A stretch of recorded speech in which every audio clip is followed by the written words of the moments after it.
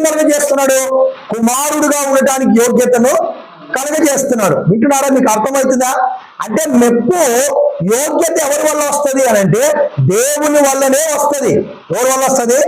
దేవుని వల్లనే వస్తుంది. అందుకే ప్రభువు మెచ్చుకొని వాడు యోగ్యుడు కానీ తాను మెచ్చుకొని వాడు యోగ్యుడు కాడు అని మాట్లాడుతున్నాడు.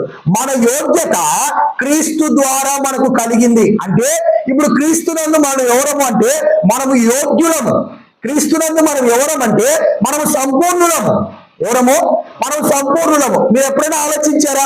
చిన్న కుమారుడికి రావాల్సినంత ఆస్తంతా తీసుకొని పోయాడు.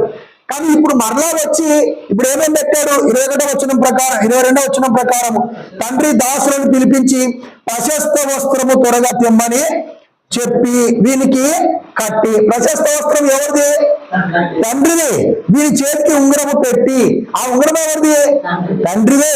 ఇప్పుడు